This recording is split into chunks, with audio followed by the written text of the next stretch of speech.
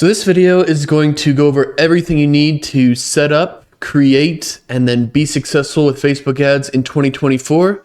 So if that's what you're after, you came to the right place.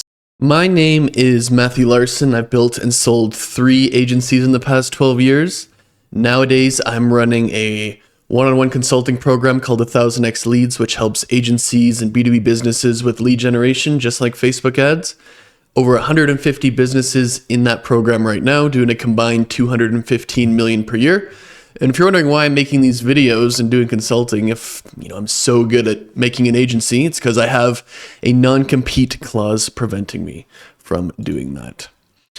So I'm going to show you how to set up Facebook ads, but most importantly, how to be successful with them. And it took me 12 years to learn all this stuff, millions of dollars in salaries, ad spend testing, all that kind of stuff. And hopefully I can save you a lot of pain by just showing you what you need to know so you can avoid all the mistakes that all of us made in the process.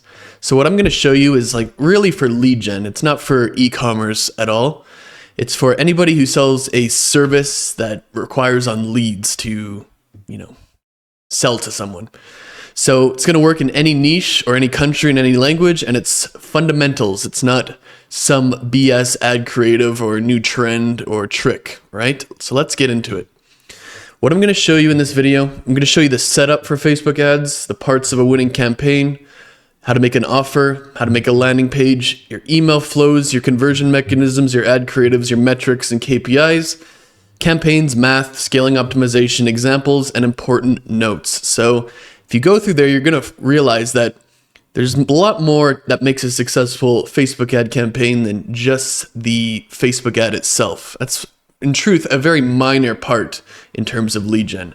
So if you're just here for basically troubleshooting purposes and you just want to know how to set it up, you can leave after the first part of the video, but I'm going to go through them all, and this is going to be better than any course or anything you've ever done, even if you spend $1,000 or more. And it's going to show you everything you actually need from someone, me, who's done it before. So let's get into it.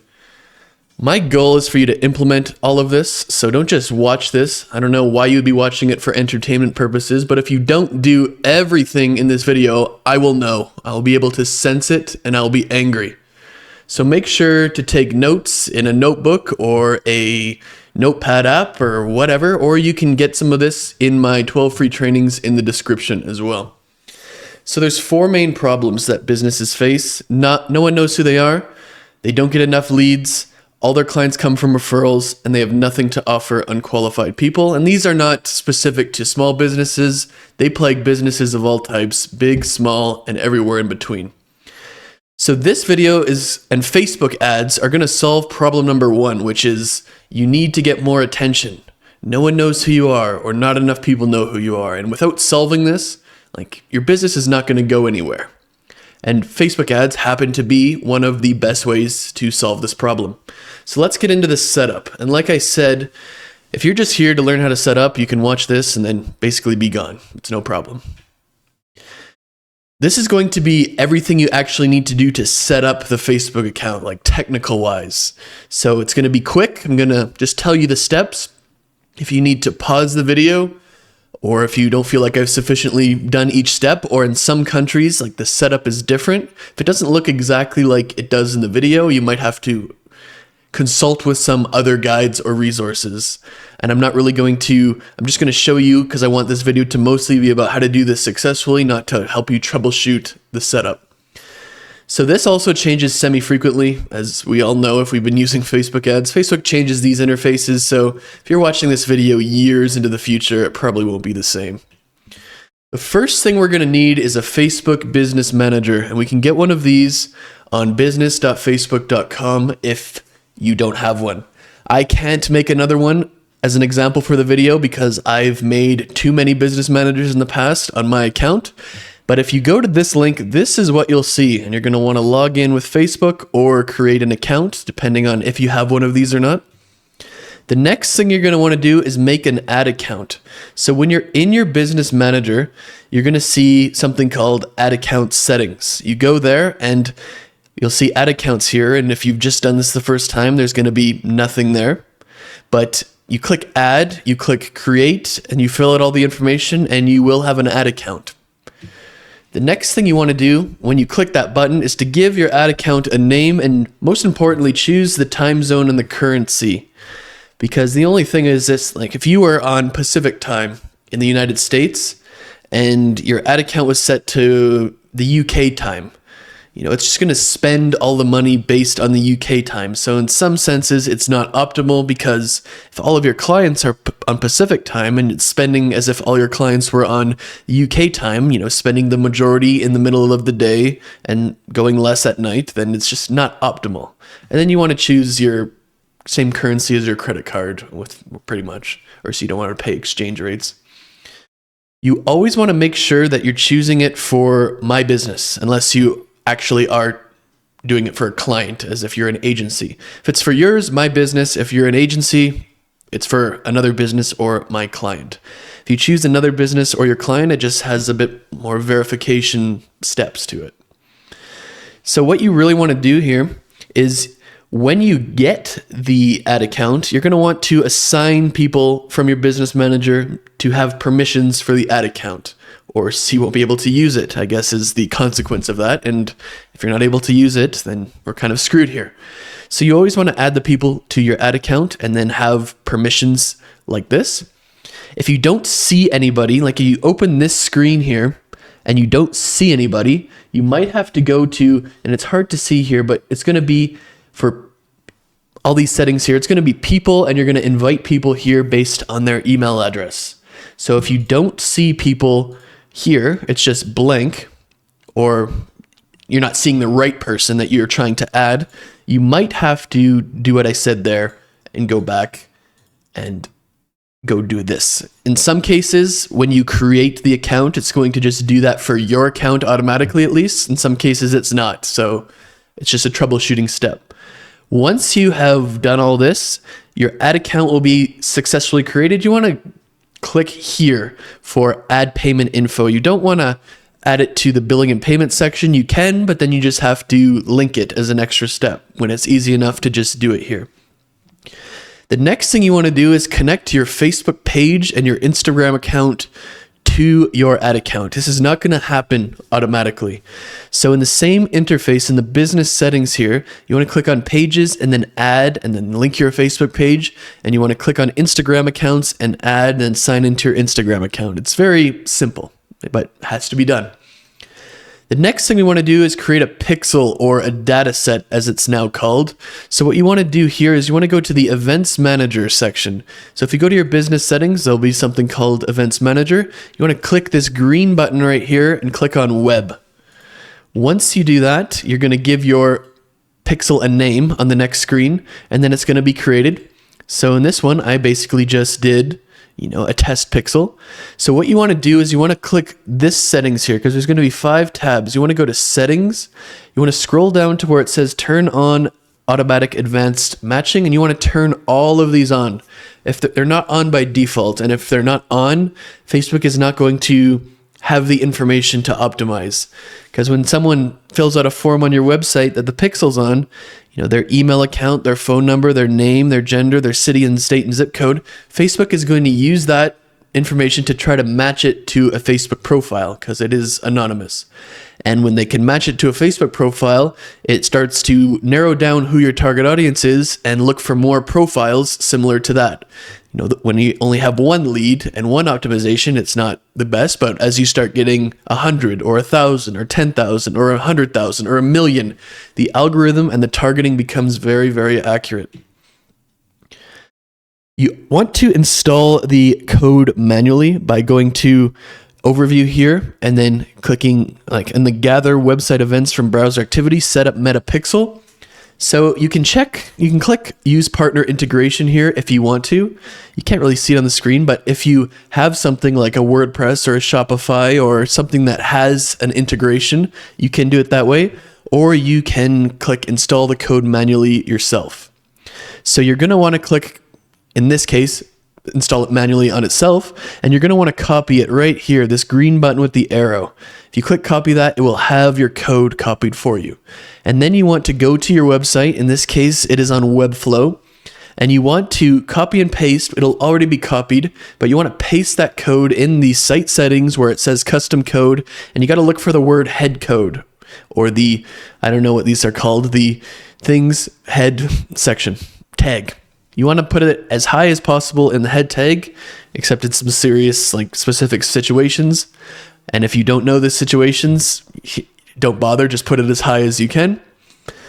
And you're going to see the last thing that you have to do here is set up the lead event, because if you don't set up the lead event, when they go on your form website and they submit a form and they fill it out, it's not going to track it, or it's not going to count unless you set up this event.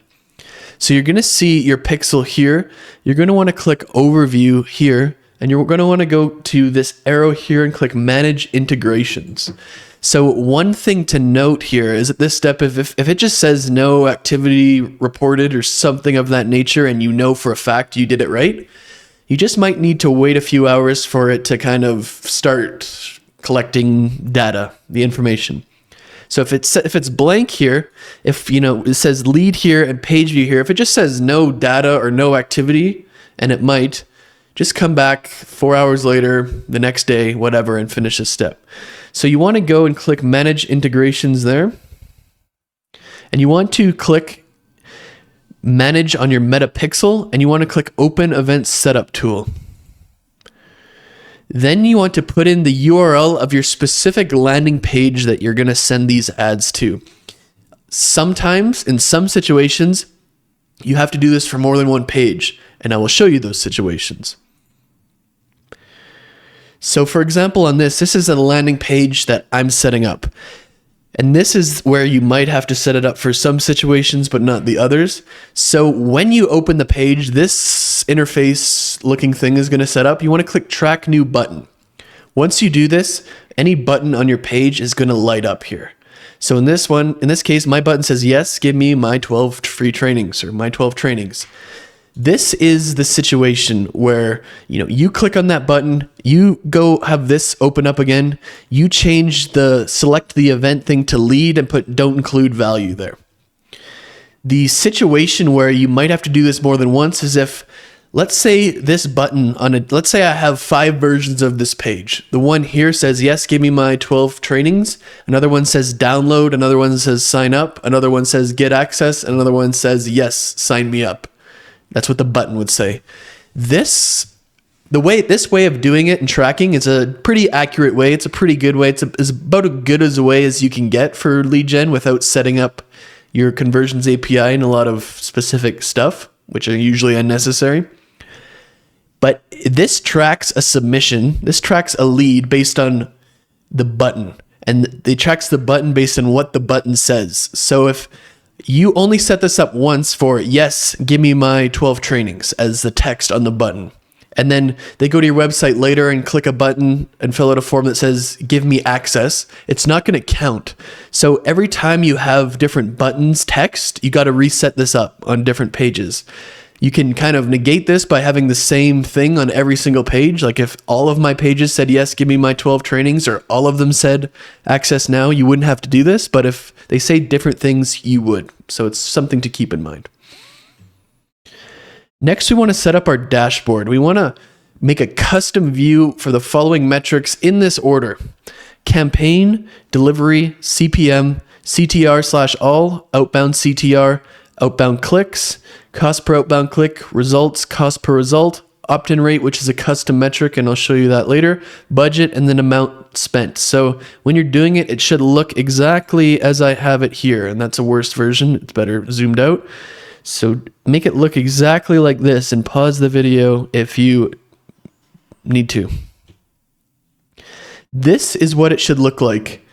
So I've spent $133,000. I think this is this month on these ads. No, it's not this month, this year in this ad account. But this is what it should look like. So you have your campaign, your delivery, costs, or CPM, CTR all, outbound CTR, outbound clicks. It's just a nice way to measure what's going on. And you need to make sure you measure all of the best and most important metrics. So if that's all you want from this video, feel free, but this is going to be like a really, really strong video, and it's going to show you how to be successful with Facebook ads. Setting it up is one thing, anyone can do that, but how do we be successful with it? So if that's what you're after, and presumably that is what you're after, if you want to do Facebook ads, then you got to watch the rest of the video. But if you're just here for the setup, that's it.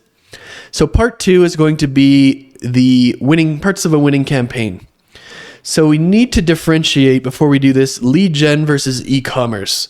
So what you do for this entire process is going to be different for both. And this is going to be a video that only applies to lead gen. So if you have an e-commerce store or brand, like there's no reason to watch the rest of the video. Unless you're super curious, just click away because all of this will be irrelevant for e-commerce. There are 5 main parts that I'm going to go over, and I'm going to go over all of them in great depth because success with Facebook ads for lead gen is about far more than knowing how to set up a campaign and making a good ad creative. Those are parts of it, for sure. But there are many other factors that will determine whether or not you're successful, and many of them have nothing to do with the Facebook ads at all. And that's why I differentiate between lead gen and e-commerce here. Because in many ways with e-commerce, you make a great ad, they click on it, they go to your website, and they buy or they don't, right? That's the end of the process. But that's not the case here. In many cases, when they go to your form on your website, like the one I went over earlier, and they sign up for your whatever it is, that's the start of the process. That's not the end. So the 5 main parts of a successful campaign, I'm going to go over all of them, are your offer, your landing page, your email flows, your conversion mechanisms, and your ads. So the order here is pretty important, and you'll notice the ads are last because we have to set up all of the other stuff before we set up the ads, or it will just be backwards. It's kind of like trying to build the top of the skyscraper before the bottom. That just doesn't really work like that. So this is the funnel that we teach in 1000x Leads. This is what a great marketing funnel looks like, and this is the example of how it might work when you're running ads. So they're going to come in through some ads here. They're going to download a lead magnet. They're going to be redirected to your thank you page as well as added to your email flows. And you might try to get them in a community, determine whether they're qualified or unqualified. And if they're qualified, you try to get them on a sales call. There's many different paths here outside the one that's highlighted, but that's just an example for you. And it's important for you to realize that what it looks like in reality, as opposed to, e-commerce, paid ad to landing page, they buy or they don't. If you've heard someone talk about a funnel, they're basically talking about the path that they put someone on to when they see the ad to the point they end up being a customer. And it's called a funnel because of the shape. At the top, it's very wide, and then each step it becomes narrow and narrow and narrower until it, the bottom is the least or the most narrow and the least people are in it. Just like a funnel, if you're pouring, oil in your car, you're topping up your oil or something. That's a metaphor, or we're going to go with a metaphor. So the top of the funnel is wide, and it signifies the huge number of people who'll see your ad, but only a certain amount of people will click on it. So if 10,000 people see your ad, 300 might actually click on it. Of those 300 that hit your landing page, maybe 100 of them will fill out your form. And of those 100 that become leads that fill out the form, maybe 1% of them will become customers. So these are just big round numbers, just kind of for illustration purposes. And the only way you're going to find out what your numbers are going to be is by trying it. So like this is exactly to put it on the screen instead of me using my arms like that. People see your ads, a smaller percentage click on the ad, a smaller percentage fill out the form, a smaller percentage book a call, and a smaller percentage buy. So you have 10,000 people up here who might have seen your ad, and then one person becomes a client or something like that. So the ads are very, very important. I'm going to go over the ads first here, but these are really the last thing you would create. So here, I'm just going to show you everything and where they are in the funnel. So the ads are at the top right here, paid ads. The paid ads are going to be centered to signing up for a lead magnet or a case study or a training or something like that with the goal of growing your list for as cheap as possible. So parts of the ads are the creative, the copy, the headline, all of that kind of stuff. The ad creative, the copy, the landing page, and all of that stuff should be centered around and specifically designed to promote the lead magnets. So in many cases, this is why you work backwards. The ads are the last step. So you start at the offer, you build the lead magnet around the offer, you build the email flows, you build the conversion mechanisms, and then you build the ads. So Facebook ads are typically the best for this, hence like that's the subject of this video. Twitter has lower quality and bad targeting, but it's cheaper. LinkedIn and YouTube are, in my experience, far too expensive to make these specific type of lead magnets work. You can really get a lot of good stuff done on Twitter and LinkedIn if you just want them to, book a call with you. But for this strategy, they don't work as well as Facebook ads. And then TikTok, just the target audience and that kind of stuff's typically not the best. So the lead magnet is right here in the funnel. So we add to lead magnet and then the next step. So the lead magnet is like a thing of value. We've all downloaded one of these in the past. So the best way to create these lead magnets is to think of your service in terms of subcategories. So if my service was YouTube editing or, helping people become successful on YouTube, some of these subcategories would be, thumbnails, scripts, titles, ideas, editing, production, like lighting, camera, all that kind of stuff. So your lead magnet should basically be free, amazing courses on a particular subject that are better than the information and courses that people charge money for. And that's the key. And this is nothing to do with your ad itself. It's what you're offering. And that's so important to realize. People can't read your mind. So if your lead magnet is basic and half-ass, they're going to think you are basic and half-ass and they'll not hire you.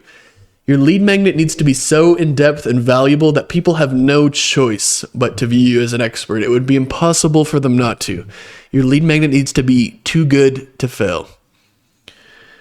It's very important that your lead magnet is also interesting and desirable to your target market, but only interesting and desirable to your target market. So, for example, if I had a CRO service, which stands for conversion rate optimization, which is trying to help brands, e-commerce stores, improve their conversion rate or optimize their conversion rate, a CRO checklist would be pretty good here, right? Because beginners are not even going to know what CRO means or stands for. Dropshippers go from one product to the next. They're not going to spend time doing CRO. People outside e-commerce definitely don't know what CRO is in general, and they're not going to be interested.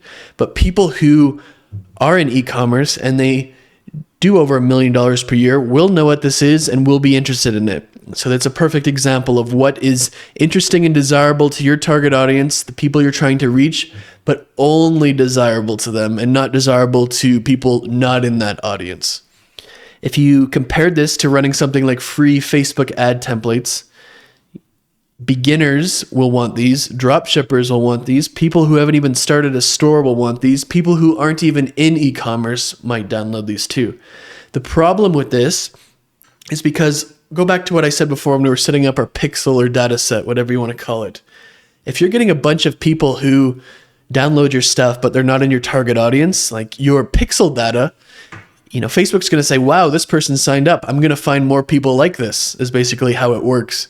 And if that's the case, and they're basically using the wrong people as examples of who to target, your data is going to optimize over time and your ads are going to show to people who aren't in your target market and who are not going to buy from you. And that's a big problem. So this is a very important step for success with Facebook ads.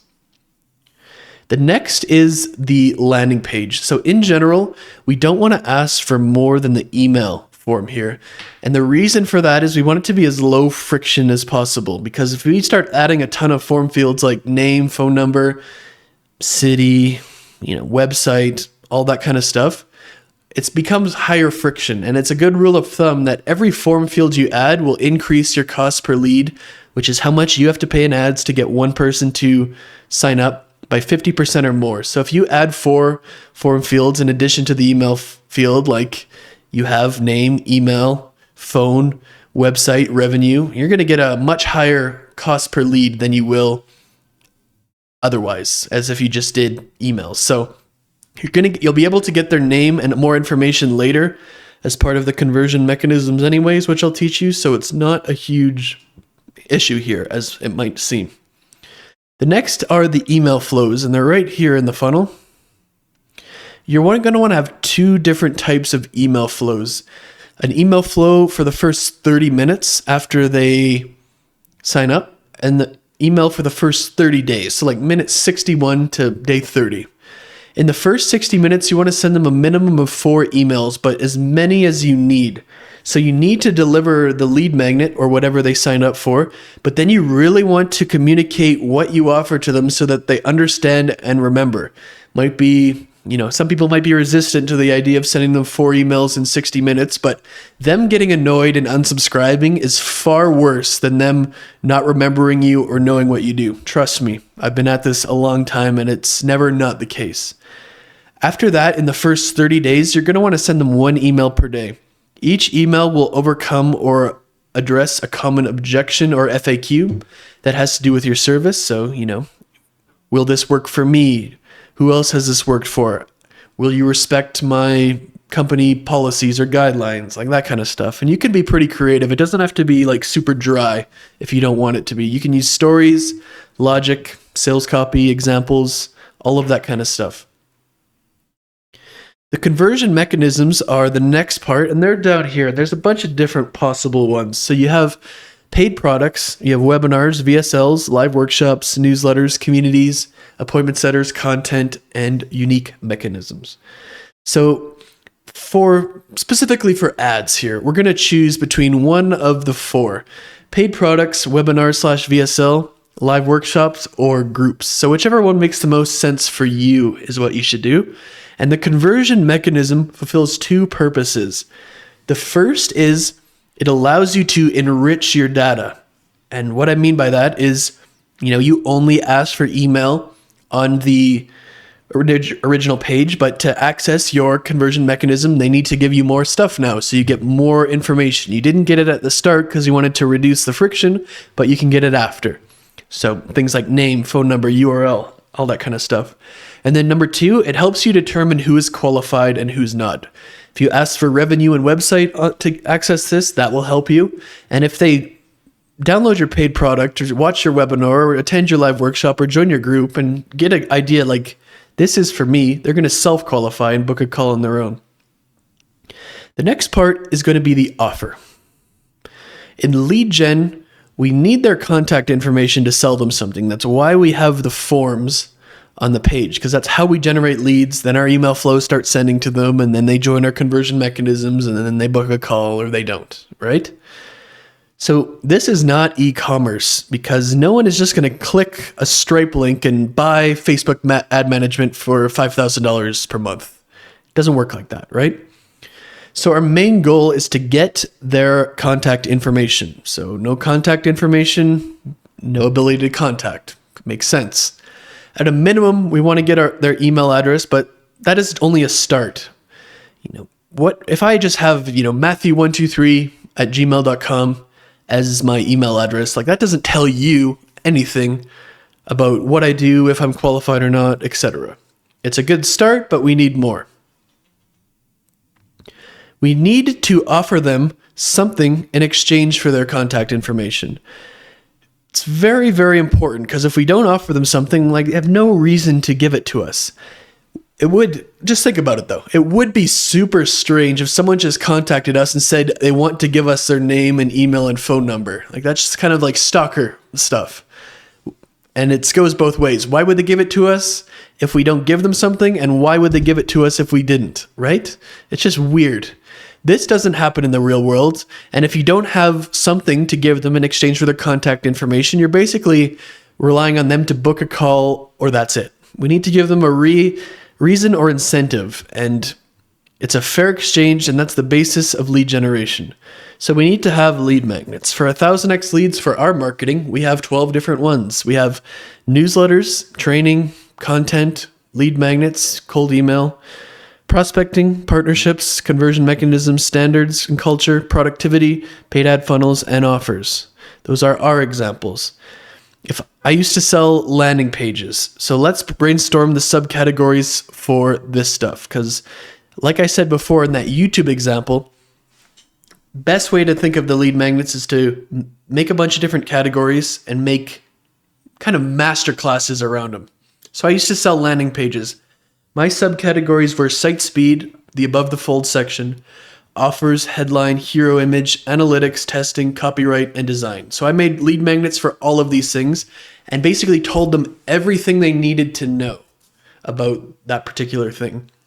These were not basic or half-assed. These were extremely in-depth, and from the point of view of the person reading it in my target market, my knowledge and skills were in-depth. You want to start with the mindset that you're going to put in 10 times the amount of effort that you normally should. By doing so, you're going to get 10 or 1,000 times the result. 10x the effort for 1,000x the result. It's a good mental thing to keep telling yourself. You want these lead magnets to be so good that they intimidate people to working with you. So the thing here is, like, a lot of people are going to say, if I give them all the answers, they're just going to take it and do it themselves. And that's just not true. None of the people who could potentially hire you actually want to do it themselves. They're busy. They're fulfilling their own service. They're doing X, Y, and Z. They just want to know that you know how to do it. And if you can convince them that with your lead magnet and other stuff, they'll hire you. If you don't, they won't. So don't hold anything back. Here are some good rules when making your lead magnet. Once you, as you're doing so, or once you think it's completed, run it through the following 3 checks. Value. Even if your lead magnet is free, would you honestly pay $50 for it? And ask your friends. Hopefully you have some friends that will tell you the truth. If not, it's not good enough. Number 2 is actionable. Is there an exact step-by-step plan that they can implement within 24 hours of downloading their lead magnet and get their first quick wins? If they can do this, they'll start to see results and they'll start to believe you more and more and trust you more and more, and that makes it more likely they will buy from you. And then, is it readable? Is there one image and idea per slide? And that is for maximum readability. You see a lot of these with huge walls of text that it might be good, it might not, but no one will ever know because no one's going to read it. You'll notice that my presentation here that I'm going on the screen follows this rule. Is there one image and one slide idea per slide? Yes. If an image needs to be there, one is there, but it's not like I'm having lead magnets. We need to exchange it, and our main goal is to get it all in one slide. Single slide per idea, and you need to follow that rule. It's very, very important. Part 3 is the landing page.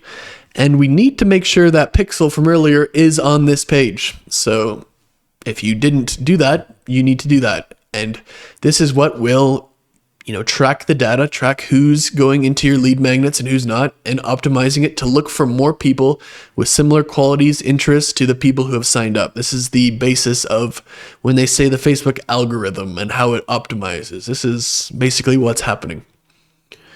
We need to make sure that lead event is set up from earlier, so if that's not, then go back and do that. We need to have simplicity on the opt-in page. We don't need fancy graphics or designs or videos or to just make the page excessively long. We need to get to the point. The main leverage point will be your offer. The thing that's going to make it perform well or bad is the topic that your lead magnet is about. And to some degree, the rest is kind of irrelevant, or at least not as important.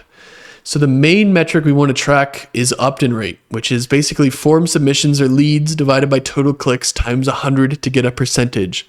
So if 100 people went to our opt-in page and 50 of those 100 signed up, that would be a 50% opt-in rate. We want our opt-in rate to be at least 70%, and maybe at least 70% is not the rate, because that's a very ideal situation. We want to aim for 70%. And if we don't have less than that, we have work to do and we can improve the page. 70% for a good lead magnet ad is absolutely achievable, and don't let anyone tell you not. Maybe they should just think bigger, and it's very achievable. The desirability of our lead magnet is going to be the main thing that determines success or failure with our Facebook ads. So this is because having a desirable lead magnet compounds at every step of the funnel. You're going to get a higher click-through rate, which means a lower cost per click, and then you're going to get a higher opt-in rate, which means, a better cost per lead. And the opposite is also true. So some things, even if they're all good, even if every lead magnet is good, some of them are just going to be more inherently desirable or sexy or flashy than others. And there's a fine line between testing and optimizing your ads and your messaging versus deciding your lead magnet is just not that desirable and trying a new one completely. For example, like, what would be a good example? I don't know what a good example would be off the top of my head to compare this, but think of it this way. They don't know how good your lead magnet is or isn't until after they signed up for it. How good it actually is has absolutely no bearing on how good your ads are going to perform.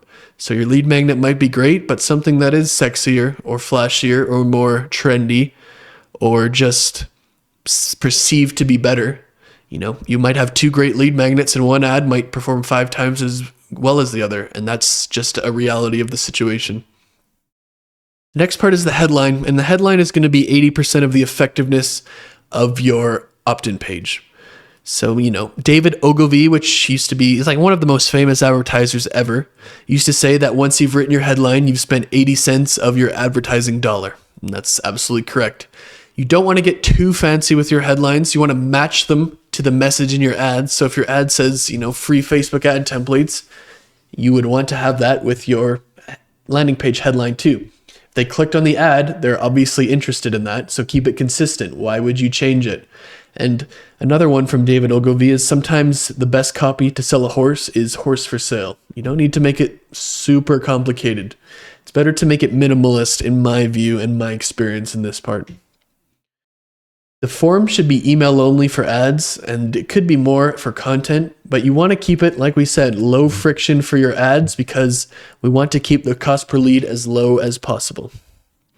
Another good way, if you really want to go over the top, is to include bonuses on your landing page, because this can increase the perceived value. If they think they're getting a lead magnet, but now they're getting a lead magnet and 5 free bonuses, that's even better, right? It's important that they are related to the actual lead magnet, though. You wouldn't want to just make them completely unrelated. That wouldn't make much sense or help, because that wouldn't be desirable. The next part 4, is about email flows. And the first email we need in our email flow, and this is a very good hack that I'm showing you here. When they sign up for the form, they should be added to our email flows, and they should automatically get an email delivering whatever lead magnet they're promised. In this email, we want them to do 3 things. We want them to reply to the email, and if they do that, it'll be great indication for your, all the email platforms that you send great emails. It'll be good for deliverability, which means a greater percentage of your emails will land in people's inbox instead of spam. You want them to click a link, same reasons here. And if it's in their junk, you want to move it to their main one. So this first email should have as few words as possible and should prompt them to reply. So they're going to click anyways because they're expecting to click to get their lead magnet. But we also want to prompt them and bait them to replying. So you see here I have reply required as the subject line, and then please reply yes if you've received it, so I know it went through. And this is super valuable for just overall list health and to ensure a lot of your emails land in the inbox when they normally would have landed in spam. It's just a great thing to do. We want to have 3 emails explaining our offer within 60 minutes, preferably within 20 minutes, but if you're too scared to do that, you can do it within 60 minutes. I'm going to repeat it because it's very, very important. It is way worse for them to not remember you or know what you do than it is for them to be annoyed and unsubscribe. So think of these 3 emails as number 1, what problem your offer solves. Number 2, why they need to solve them. But a step further, why they need to solve them now. And then 3, how you solve them. Then you want to do 1 email per day for 30 days. So here's one for 1,000x leads, which is our coaching program. Why couldn't you just do it yourself based on all the free YouTube videos? Well, you could. It would just take you years to piece it all together instead of just hiring us to do it and help you in 4 months. So you'd write a list like we see over here of all the different objections or questions, and you write 1 email focusing on one of these things. So that is really what you would do for your 60-minute flow and then your 30-day email flow, which I referenced earlier in the video. The next one is conversion mechanisms. So we're going to choose our most important conversion mechanism here. So we kind of narrowed it down earlier to our paid products, our webinars, our VSLs, our live workshops, or our groups. So if I had to choose, I strongly prefer a group because you can really get in there and develop real relationships with people. But on the same time, the group takes the most work and manual labor of all of the other conversion mechanisms. And if you're not prepared to or willing to put in this work, then it's the worst one you could choose because, you have to put, if your group is dead, it's not good. If you put in the work, best one. If not, worst one. So you're going to have to decide what's best for you. And in most cases, it will be obvious. So here's where it really gets into it. So I'm not going to go back to the opt-in page. So hopefully you remember the opt-in page and what it looks like. It's that email form. They've signed up for that. Once they sign up for the form, you can choose in your email platform to redirect them to a different page, which is usually referred to as your thank you page. On your thank you page, you want to promote your conversion mechanism. You can think of this as not only your thank you page, but as the sign-up page for your preferred conversion mechanism. A good rule of thumb to shoot for is that 30% of people who are going to sign up for your lead magnet will join your conversion mechanism. Not all of them will, because joining a group, for example, is not their intention or purpose or what was promoted in the ad, so they're not expecting it. But 30% of people is a good thing to shoot for. So you can also include this in your email flows too. So this is a group thank you page and sign up page for our business. This is so important because we can enrich our data.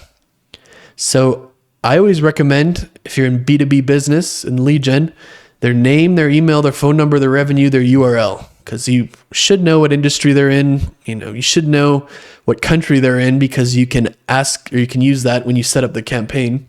But this should give you more than enough information to determine whether they're qualified or not.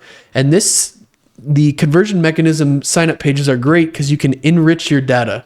So remember, I only got the email before. But to join my group, they have to put in their email again to kind of confirm it. What is your phone number? So I can now text them and call them. And what is your monthly revenue? So I know whether or not they're qualified. And when they create their account, their name and their company are usually going to show up. So in this case, you don't need to ask it. Very, very good, right? Now you have all the information you need. So you had the best of both worlds, low friction as possible on your lead magnet page, but now you're still getting and enriching your data through your conversion mechanism. Best of both worlds. Now your ad creatives. We don't want to run our Facebook ads without all of this set up because it's not going to work. And that's what a lot of people probably don't tell you in their Facebook ads tutorial videos, whether they just, probably don't know it themselves. If you're missing even one of these things, it's not going to work because the funnel is going to be incomplete. It's like a train track. If you have every piece of rail except one piece of rail, it's going to fall apart and the train is going to go off the tracks. Same thing. Very important. Hopefully I don't sound extremely dramatic or talking way too slowly here, but it is very important.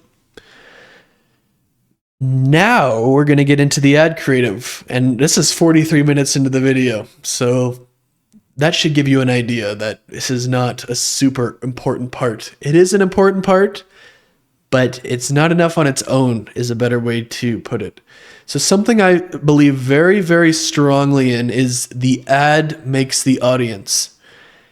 You don't need any targeting. You can just use broad interests. You don't need any tricks. Your ad should call out and only be appealing to your target audience. So when you do this right, there's going to be simply no reason for someone who's not in your target audience to click on your ad. So over time, because people in your target audience are clicking on your ad, the algorithm will learn and it's going to find more and more people similar. From scratch, this will take maybe a few months and a few thousand leads. But after that, and as you get over time and get tons and tons of leads, it becomes very, very targeted. There's 3 different formats that I think are great for beginners or just great for testing. And these are the Note app ads. That's a tongue twister and a half. the sticky note ads, and the video with text overlay ads. And these are obviously not the only ads that will work, but they're very good for beginners because you can make a ton of ads in a short amount of time without any designer.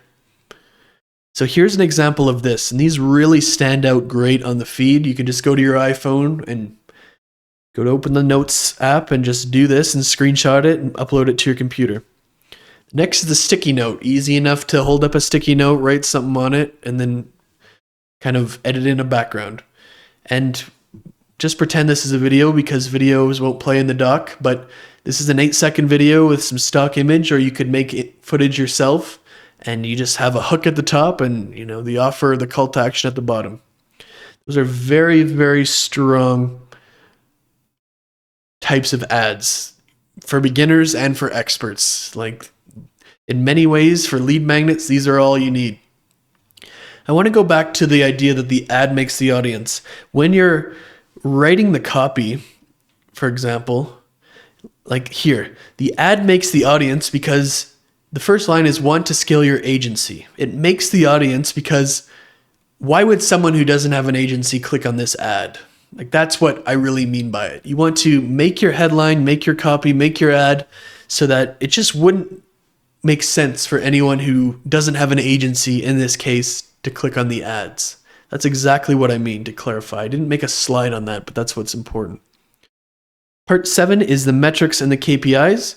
So we have this dashboard set up from earlier. Hopefully we do. That's what it should look like if you need a reminder. So when we're talking about our landing page metrics, we're really talking about opt-in rate. So we want to get to 70% if we're only asking for the email. Anything under 50% is unacceptable. So if it's over 50, you want to optimize it. If it's under 50, you probably want to use a different lead magnet or do something completely different. And the goal is 70%. It's never going to be 100%, just math, and just doesn't work that way. But we want to get to 70%. Don't shortchange yourself or don't develop self-limiting beliefs where that's not possible. It absolutely is possible. It's just a function of having a desirable lead magnet, an ad that matches the landing page, and all that kind of stuff. So you can measure this either in your email software, because you can go your conversion rate from your form, which is the same thing we're talking about here, or you can make a custom metric in Facebook Ad Manager. Both of those are going to be pretty close, but not 100% accurate. Because if someone does this multiple times, it's not really fair because, if someone does this, clicks on an ad and fills this out 10 times, not that they would, but if they did, that counts as, 100% conversion rate for 10 times. It's just going to skew it. Or if they, come back to the same page 10 times and only download it once, that's going to skew it the other way. So it's never going to be 100% accurate, whichever way you do it. But over enough time, large enough sample size, it's going to be close. When we're talking about the email subscribers, there's 2 things we can do to basically make these ads perform better. We can either get a lower cost per click, which means a higher click-through rate, or we can get a higher opt-in rate, and everything else is pretty much out of our control. We cannot control our CPMs directly, and we're trusting the algorithm to do the targeting. So we need to focus on either making ads that are more clickable or desirable, or improving our landing page. And that's the 2 things that we can do about it. So our metrics that we're going to track are basically what is our opt-in rate and how low is our cost per click. It's very simple. That is all you need to know as, let's say, a beginner. When you're getting to the highest levels, there are more nuance and stuff, but for 99% of the people watching this video, if you just tracked these and made it as simple as getting a lower cost per click and a higher opt-in rate, your ads are going to perform better. For the 1% of people who are going to go, in the comments, we got to add that caveat. Part 8 is the campaign. So this is where we set it up. So here's exactly what we're going to want to do step by step. So let's buckle in here. We want to click this green button when we're in our ad account with the arrow right here. Then when this pops up, after we've clicked the green button, we want to choose the campaign objective of leads. We can either use campaign budget optimization or ad set optimization. Either's fine, but when you're first starting out and not spending much, it's really going to make little to no difference. So if you're not starting out, you're going to know the difference between these anyways, so it's kind of irrelevant.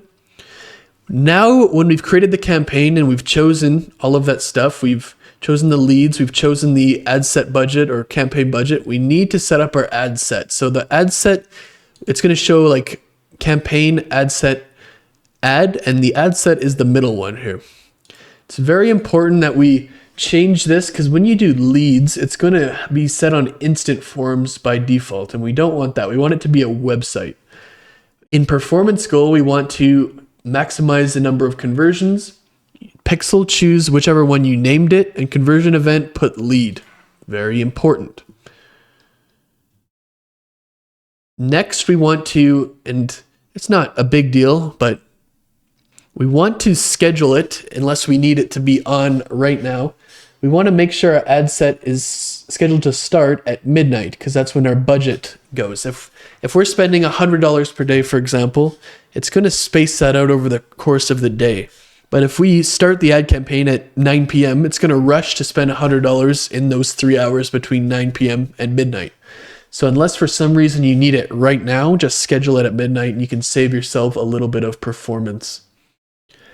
We want to use location, age, and gender if that's important to us. It might show here that we have to switch to the original audience options. So if it shows that for you, you'd have to click this part. So it might matter, it might not, but if we only want to target men aged 25 to 65 in the United States, we can do that.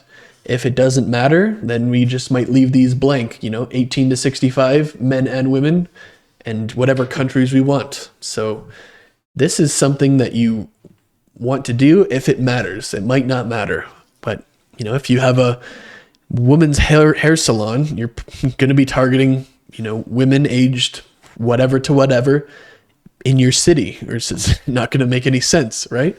We wouldn't want to so that's what I mean by this. I don't use targeting or interests because it makes your ads worse. So a lot of people still do this. Definitely don't recommend it. So here's an example. If the interest was Ford trucks, 33% of people in the Ford trucks audience would love Ford trucks. 33% would hate Ford trucks, but would be tagged in as part of the audience because they keep talking shit about Ford trucks. And 33% might have clicked on a meme or something with the Ford truck or just be mistagged and indifferent to it. So you don't do yourself any favors, in my opinion, by using targeting. The algorithm will learn and optimize and find the right people on itself. There's a reason Facebook is a almost $2 trillion company because their algorithm works. Keep it broad targeting and let the algorithm do it for you. The only things you should be doing are location, age, and gender, not interests. Now it's time to make the ad or set up the ad rather. Now you see the top one is campaigns, the middle one is ad sets. Now the bottom one is the ad. We want to choose the correct Facebook page and Instagram account so it delivers from the one we want to deliver from.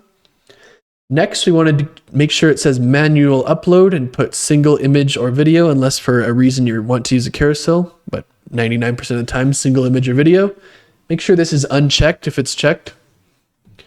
For our ad creative, there's a few different parts. The media is where we add the photo or video, which is the ad creative. Primary text is the ad copy. The headline is the headline, but it should be noted that the headline is not going to show up on a lot of Instagram placements and a lot of Facebook placements too. So don't really rely on it, I guess you could say. If your headline is too long, it will get cut off and or not show up at all. And the description is mostly pointless. The call to action is what the button will say. Just choose the one that makes the most sense for you. It does not really matter in my opinion. Now we do the media. We want to upload the media button. So we will need to make sure that when we upload it, it's cropped properly. We want to double check this because sometimes Facebook will arbitrarily crop it really bad. For example, I uploaded a notepad ad that's square, 1:1, and look how it cropped it automatically for stories and for the right column. It turned it to a 9:16, and can you read that? No, you can't. So you would want to click original, so it's the original size. If you're uploading a video ad, you're going to want to do the same thing, but you're going to want to see what the thumbnail looks like. So you want to, after you uploaded the video, you want to click on edit media and then edit video and then go to thumbnail. So it'll automatically do a thumbnail, but you can upload a custom one if you want to, or just choose one that looks better. It's very important. Now we got to go to the primary text, the ad copy. So the thing you want to remember here is if your ad copy is going to be too long, it's going to get cut off. It's going to say, it might get cut off right here and say see more or read more. So you want to get whatever message you're trying to get across, as in little words as possible. And the number one thing you want to do is call out your target audience here. This is good for, only ensuring your target audience clicks on it. And it's also good for the algorithm. If you have agency in here a lot, in your description, your headline, your primary text, that's going to help, the algorithm know you're targeting agencies. The headline is going to show on most Facebook placements, but it's not going to show on almost anything on Instagram. So keep that in mind. You wouldn't want to rely on your headline. The description does not matter at all, and I rarely have one, but if I do, I usually just stuff it with keywords to try to help the algorithm. The destination is the landing page that we set up. The one we built earlier, the one with the pixel on it, that's what you want to do. Put in here, website and display link. You want to have browser add-ons as none. For tracking, you can put a UTM with variables if you want to. It's just in your CRM or in your email marketing, it will just show you which person came from which ad. Optional. Very important that we call out the audience in the copy, like I said earlier. So do this for the reason that your audience will know it's for them, but it will also help the algorithm know who you are targeting. Want to scale your agency? Go back to those checks. Why would someone who doesn't have an agency download or click on this? They wouldn't, right? Very important. Facebook algorithm, this person must be targeting agencies. So then upload your ad creative and make sure it's the same thing. You want to have your target thing in your ad creative as well. Next is the math. So the funnel could look something like this. The most important metrics we're going to need to have from our ad is our cost per subscriber. And we want to make note that we're using the word subscriber instead of lead. It's not accurate to say that anybody who downloaded your lead magnet and put their email in is a lead, because 99% of them are not going to be qualified. And at this stage, we don't know who is and who isn't. That's why we have our email flows and our conversion mechanisms to help us enrich our data. So for this, in terms of how much it costs you to get one person to download your lead magnet, we want to aim for $1 USD, but we'll settle for $2. So $1 is the goal, but $2 or better we can live with and we can optimize. If it's something like $8, we just got to try something completely different because it's just too much. So we're shooting for 70% opt-in rate and $1 cost per lead. So if we want to get that, if we're getting that 70% opt-in rate, we're going to need a 70-cent cost per click, because if you multiply 0.7 and divide it by 0.7 again, which is 70 cents divided by a 70% opt-in rate, that's $1. So those are the metrics we're trying to go for. 70% opt-in rate or better and 70 cents cost per click or better. The next metric you would track is your activation rate from the person who downloaded your lead magnet to the person who joined your group or signed up for your webinar or whatever. Good benchmark is 30%. So if we had that $1 cost per subscriber and 30% converted to our group, for example, that would be a $3.33 group activation. Next one, we would, going back to the group example, what percentage of people who join our group become our clients? So if we got that $1 cost per subscriber and 30% joined our group for that $3.33 per activation, if 1 in every 200 people joined our group became clients, that's 200 times $3.33 per acquisition, which is a $666 cost per client acquisition. So once you have this number, you can accurately track your ROI and project your future earnings. Very important. That's why you need to know this stuff.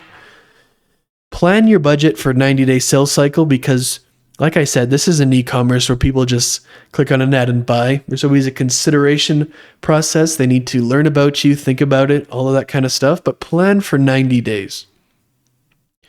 To improve all this stuff, and this is important because when you say improve your lead gen Facebook ads, you'll notice how few of these things actually have to do with the ad itself. We can get a cheaper cost per subscriber, we can get a higher activation rate or a higher conversion rate. So the things we can improve, get a higher opt-in rate on our landing page or a lower cost per click in our ad. We can get a higher activation rate by giving them a better incentive to join, promoting it better, getting a higher click-through rate in our email flows to promote it. We can get a higher conversion rate by posting better content, being better at appointment setting, making a better offer, having more proof, results, all that kind of stuff. And that's what I mean. Like, you'll notice that there's 9 things here, and only one of them has to do with the actual ad. Next, we have scaling and optimization. There's no one set way to scale your ads, and there's lots of variables to consider, but here are some conditions that should be true before you ever try to go crazy with your ad spend. So number 1, you should always have at least 120 days of cash in the bank. So if you have $100,000 saved up specifically for ads, not all of your expenses, you should not be spending more than $833 per day on ads. There's a sales cycle to consider, and then, things go wrong and you need some left over. It's not e-commerce and cash flow is not instant, so you need to plan. You shouldn't scale until you're getting clients well below your desired or target or break-even acquisition cost. And this is because ads performance get worse as you scale. So when you spend more budget, the ads are delivering to a broader and broader target audience that becomes less and less likely to become a client. That's why scaling is difficult. It's inevitable and a part of scaling, but you need to understand that. So if you're barely breaking even or barely getting a acceptable customer acquisition cost on your ads at a low ad spend, you definitely shouldn't be scaling it or thinking about scaling. You also shouldn't scale until you're consistently posting content on YouTube, Facebook, LinkedIn, Twitter, Instagram, TikTok, etc. Content will make your ads more effective. They click on your profile, they Google you, they see all your content. Very, very important. The next is you should have all of your lead magnets, email flows, conversion mechanisms, and offers in place. You should never try to scale, let alone even start, without all of this in place, in my opinion. And the 5th one is make sure you have your operations handled, because if you get way too many clients and you screw it all up and you have to, there's no refunds from Facebook for the money you spent on ads. So make sure you're able to handle this first. It's kind of like making sure you have enough inventory when you're scaling e-commerce ads. Very important. Let's go from example math here. So the goals, $1 cost per lead, 70% opt-in rate, 50% client activation rate with 30% being the benchmark from lead magnet to conversion mechanism, and then a 3% conversion mechanism to client conversion rate. So these are the goals. These are the ideal ones. But with a minimum of $2, minimum of 50%, minimum of 30%, and minimum of 0.5%. But the better they are, the better your ads will be. That's how it works.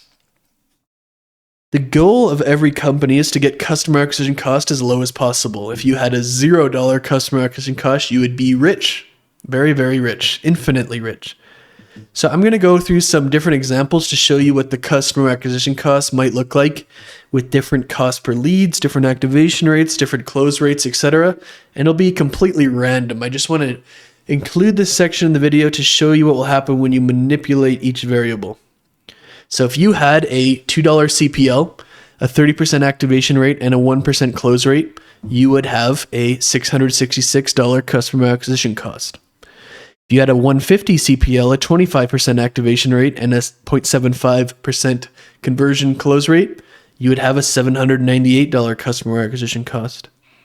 If you had a $1 cost per lead, a 40% activation rate, and a 1.5% conversion and close rate, you would have a $165 customer acquisition cost. If you had a $4 CPL and a 20% activation rate and a 0.5% close rate, you would have a $4,000 customer acquisition cost. If you had a $3 cost per lead and a 50% activation rate and a 2% close rate, you would have a $300 one. So like when you manipulate each variable, it can get a wildly different result, right? Because basically in this example, everything was 50% worse almost, not quite the activation rate. I'm talking about this example. In this case, twice as high CPL, 33% higher activation, and a worse close rate, right? Or 50% lower activation and a 50% lower close rate. But that changes it from $666 to $4,000. So like, it really matters that you know these numbers and try to improve them. Wrap it up with 4 important notes. So it takes time, effort, and persistent. There's almost a 0% chance you're going to succeed with Facebook ads when you first start on your first try. It's just the way it is. Number 2, the ad is just a small part of it. And what I said elsewhere with the lead magnets, the email flows, the conversion mechanisms, the offers are more important than the ads. You're not going to see very good results for 90 days because these people who come in are 100% cold and they have no idea who you are. There's a sales cycle just like there is with everything else. So it's going to take 90 to 120 days to start seeing results from your ads. And, if you don't understand this, you're going to be wondering what's wrong with them when nothing's wrong with them. It's just how it is. And the last one is slow and steady win the race. So don't rush this. Don't increase the ad spend arbitrarily. That's one of the dumbest things you could do. You cannot brute force your ads. It's not a game of brute force. It's about finesse. So the goal is to get something that works well enough where you can keep running it and then to keep improving it, 5% every single week. You don't need to go from 0 to 10K per day in ad spend right away. It can take years, and do not be reckless with it. I hope you enjoyed this video and it taught you something, and I'll see you in the next one.